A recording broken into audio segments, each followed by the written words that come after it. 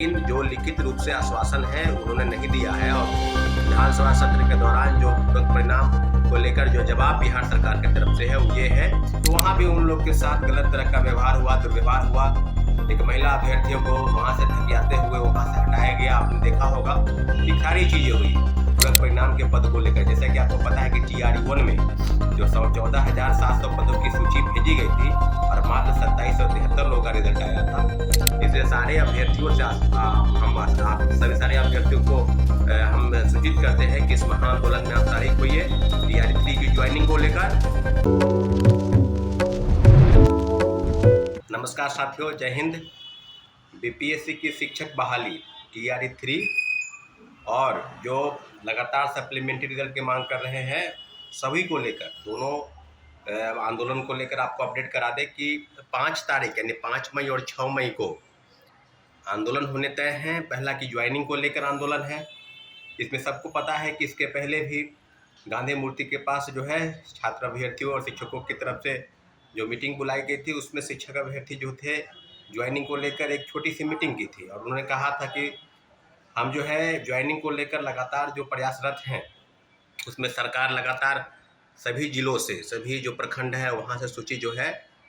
वो मांग रहे हैं कि आप किन किन जगह पर चॉइस कर रहे हैं और लगातार इस तरह की चीज़ें हो रही है। एस सिद्धार्थ जो अपर मुख्य सचिव हैं शिक्षा विभाग के, उन्होंने कहा है कि इस सप्ताह में यानी मई के इस प्रथम वीक में, प्रथम सप्ताह में जो है सभी को ज्वाइनिंग लेटर यानी जो नियुक्ति पत्र है वो दे दिया गया था। अब सभी को अपने अपने जो आवंटन का काम है उस सभी को आमंत्रित किया जाएगा जिला और प्रखंड में जहाँ जहाँ उनको नियुक्ति होनी है। तो साथियों,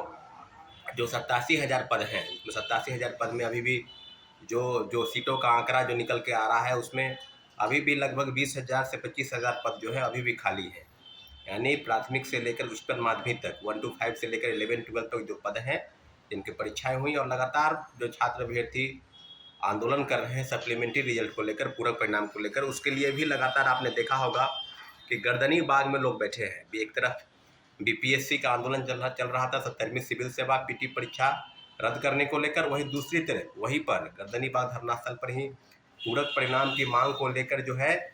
सैकड़ों अभ्यर्थी लगातार प्रोटेस्ट कर रहे थे और इस मांग को लेकर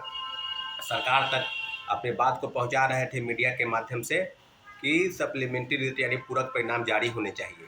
सबको पता है कि जैसे ही मल्टीपल रिजल्ट 1 to 5 से लेकर 11-12 तक पद भर जाते हैं, तो जाहिर सी बात है कि जो लोग चयनित होते हैं, जिनकी चयन की संभावना लगभग 2 या 3 जगहों पर होती है, तो काउंसलिंग कराने के बाद वो ज़्यादातर पद जो है वो रिक्त रह जाते हैं। तो इन्हीं का फ़ायदा जो है सरकार और आयोग उठाती है और लगातार सभी जगहों पर काउंसलिंग कराकर और पद को रिक्त करने का जो खेल है वो शिक्षक बहाली के प्रथम फेज से तीसरे फेज तक आ चुका है। जाहिर सी बात है कि इस बात को लेकर लगातार जो विधानसभा में प्रश्न उठा, तो उन्होंने कहा कि जो प्रश्न है उसका जवाब देते हुए शिक्षा मंत्री सुनील कुमार ने कहा कि हम जो है TRE-3 के जो बाकी पद हैं उसको TRE-4 में जोड़ेंगे। वहीं दूसरे तरीके से बात की जाए तो लगातार जो आंदोलनरत छात्र हैं पूरक परिणाम के मांग को लेकर, जब उनसे मिलने जाते हैं, जहाँ तक कि आपने देखा होगा कि BPSC के TRE-3 के जो पूरक परिणाम है उसको लेकर जो अभ्यर्थी उनके आवास पर गए, तो उन्होंने कहा कि हम बात करेंगे और आपके हित में जो भी, आपके हक में जो भी डिसीजन होगा उसको हम मान्य करेंगे। और हमने शिक्षा विभाग ने BPSC को भेजा है, कहा है अब पूरा जो दारोमदार है, पूरी जो बात है, कवायद है, वो BPSC की तरफ से है। तो जाहिर सी बात है कि मौखिक रूप से सुनील कुमार जी मौखिक रूप से छात्रों को कह रहे थे,